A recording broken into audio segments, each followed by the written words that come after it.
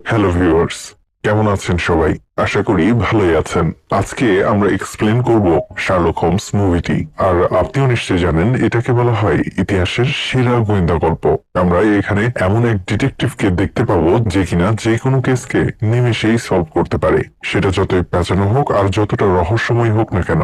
সেজন্য আমি বলবো ভিডিওটা অবশ্যই শেষ পর্যন্ত দেখবেন, নয়তো অনেক কিছু মিস করে ফেলবেন। তো চলুন শুরু করা যাক।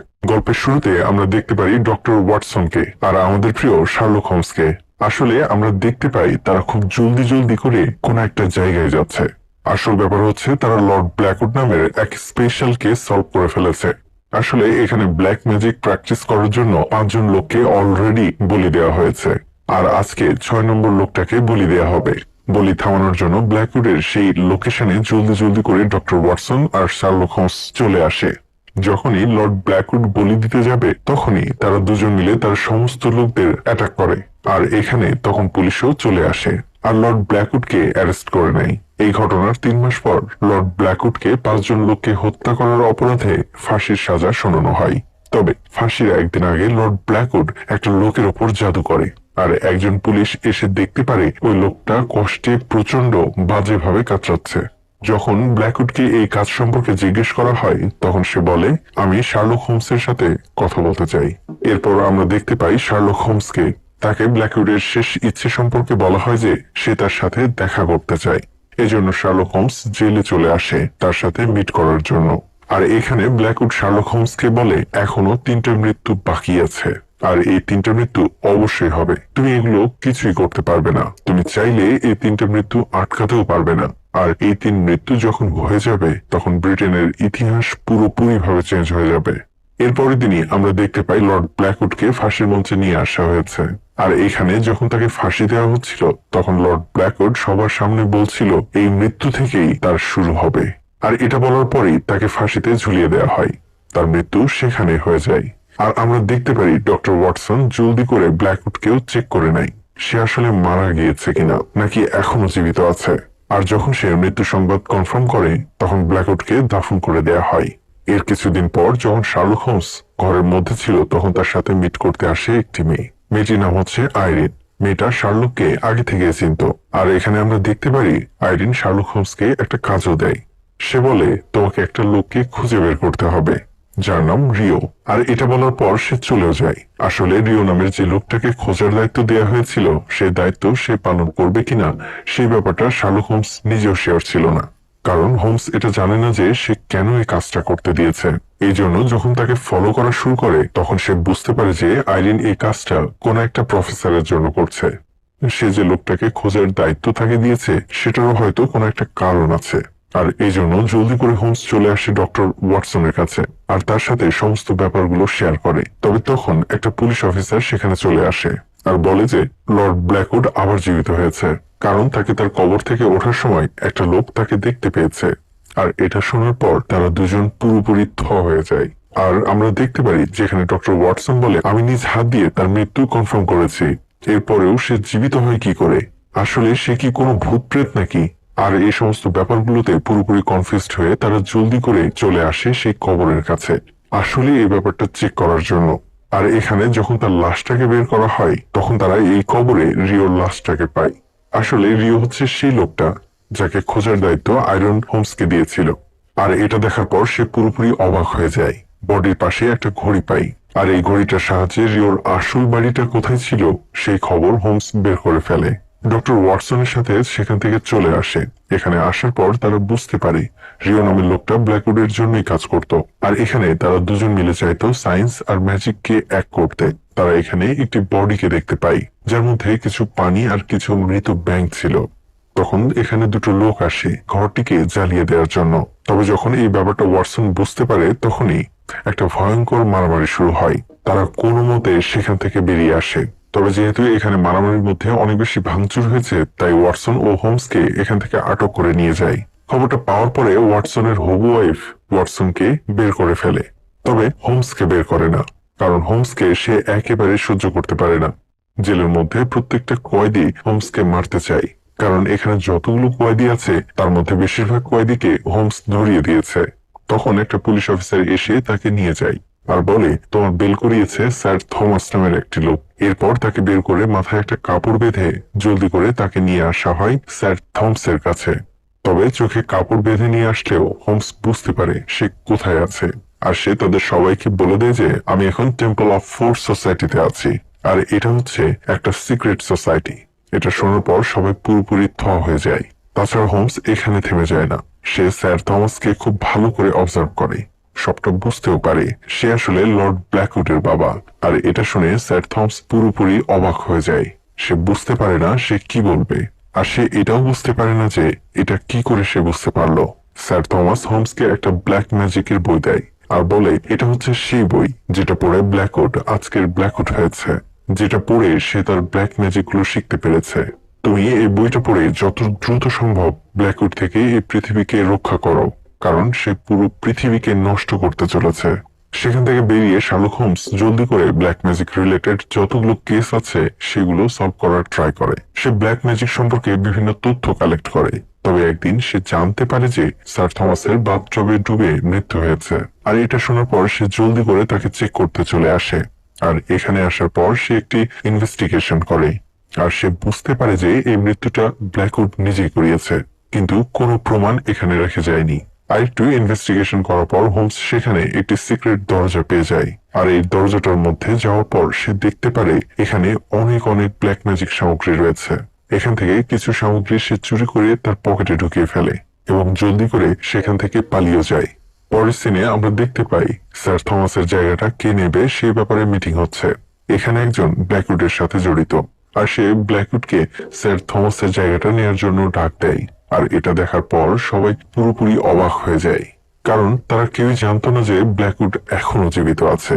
তাকে তো সবার সামনে ফাঁসি দেওয়া হয়েছিল আর তাকে কবরও দেওয়া হয়েছিল। তারা সবাই এটা বুঝতে পারে হয়তো ব্ল্যাক ম্যাজিকের সাহায্যে ব্ল্যাকউড এগুলো করিয়েছে। প্রাণ বাঁচানোর জন্যই সবাই ব্ল্যাকউডকে সাপোর্ট করা শুরু করে। অন্যদিকে আমরা হোমস আর ওয়াটসনকে দেখতে পাই, তারা অনেক কষ্টের পর ফাইনালি ব্ল্যাকউডের অ্যাড্রেসটা পেয়ে যায়। তবে এখানে আসার পরে তারা দেখতে পায় আইরিনকে, তাকে বেঁধে আগুনের মধ্যে রেখে দেওয়া হয়েছে। অনেক কষ্টের পর তারা দুজনে মিলে আইরিনকে সেভ করে। হোমস তাদের দুজনকে বলে জেলের মধ্যে ব্ল্যাকউড আমাকে 3 জনের মৃত্যুর খবর দিয়েছিল, যেখানে দুজনকে সে অলরেডি মেরে ফেলেছে। তবে এখনো আরো একজনের মৃত্যু বাকি আছে, তবে সে কাকে মারবে সেই ব্যাপারটা তারা জানে না। এই জন্য থমাসের রুম থেকে তারা যে ইনস্টলমেন্ট গুলো পেয়েছিল সেগুলোর সাহায্যে তারা একটু তদন্ত করে এবং এটি বের করে ফেলে যে পরবর্তী হামলাটা কোথায় হতে চলেছে। এবং ফাইনালি তারা বুঝতে পারে পরবর্তী হামলাটি পার্লামেন্টে হতে চলেছে। তখন আমরা দেখতে পারি লর্ড কোর্টের অর্ডারে ইন্সপেক্টর জলদি করে হোমসকে অ্যারেস্ট করার জন্য চলে আসে। ইন্সপেক্টর লেস্টার হোমসকে অ্যারেস্ট করে নিয়ে আসে লর্ড কোর্টের কাছে। আর তখন আমরা দেখতে পারি ইন্সপেক্টর লেস্টার লুকিয়ে হ্যান্ডক্যাপের চাবিটা হোমসকে দিয়ে দেয়। আর তখনই আমরা বুঝতে পারি যে সমস্ত প্ল্যানিং হোমসের। সে ইচ্ছে করে অ্যারেস্ট হয়ে এই ব্যাপারটাকে বের করার চেষ্টা করছে যে পার্লামেন্টের কোথায় অ্যাটাক হতে চলেছে। আর সে যখন লর্ডের কোটকে দেখে তখন তার কোটে লাগা বালু দেখে আর জুতার মধ্যে লাগানো ময়লা দেখে সে বুঝতে পারে তারা পার্লামেন্টের নিচে কোনো একটা গর্ত করে সেখানে প্ল্যানিংটা করেছে। তাই প্ল্যান মাফিক আইরিন, ওয়াটসন এবং হোমস একসাথে পার্লামেন্টের সেই গোপন জায়গায় আসে। আর এখানে আসার পর তারা দেখতে পারে ব্ল্যাকউড সেট আপ করে রেখেছে যেটার সাহায্যে কিছু বিষাক্ত গ্যাস সরাসরি পার্লামেন্টে চলে যাবে আর এজন্য সবার মৃত্যু হয়ে যাবে। আর এই ব্যাপারটা জানার পরে সেখানে থাকা তারা সমস্ত লোকদের সাথে ফাইট শুরু করে দেয়, যারা মূলত এটাকে পাহারা দিচ্ছিল। আর এই সুযোগে আইরিন সেই গ্যাসের টিউবটি বের করে পালানো শুরু করে। আর এই ব্যাপারটা হোমসের সন্দেহজনক মনে হয়, তাই সে তাকে ফলো করা শুরু করে। আর তখন উপরে পার্লামেন্টে ব্ল্যাকউড সমস্ত মেম্বারকে বলছে এখন থেকে পুরো দুনিয়া আমার ইশারাতে চলবে, যারা আমাকে সমর্থন করবে তারাই বাঁচবে, আর যারা আমাকে সমর্থন করবে না তাদেরকে আমি আমার ম্যাজিকের সাহায্যে এখানেই শেষ করে দেব, তাদের সবার মৃত্যু নিশ্চিত। তবে কেউই তাকে সমর্থন করে না, এই জন্য সে সেই মেশিনকে অন করে দেয়। তবে যেহেতু আইরিন সেই বিষাক্ত গ্যাসের টিউবটা বের করে ফেলেছিল এই জন্য এখানে কিছুই হয় না। এটা দেখার পর ব্ল্যাকউড নিচে চলে আসে। আর এখানে আসার পর সে দেখতে পারে আইরিন আর হোমস এই গ্যাসের টিউবটিকে নিয়ে মারামারি করছে, আর এই জন্য সেও তাদের দুজনকে ফলো করা শুরু করে। আমরা দেখতে পারি আইরিন পালিয়ে এমন এক ব্রিজের উপরে চলে আসে যেটার মাঝখান দিয়ে ভাঙা। হোমসকে সে বলে আমি এটা স্যারের জন্য নিয়ে যাচ্ছি, যার নাম হচ্ছে প্রফেসর মারিয়াটি, আর এটা করার জন্য আমি বাধ্য, আমাকে মাফ করে দিও। তবে তখনই এখানে ব্ল্যাকউড চলে আসে। আর গ্যাসের টিউবটা নিয়ে আইরিনকে ধাক্কা দিয়ে নিচে ফেলে দেয়।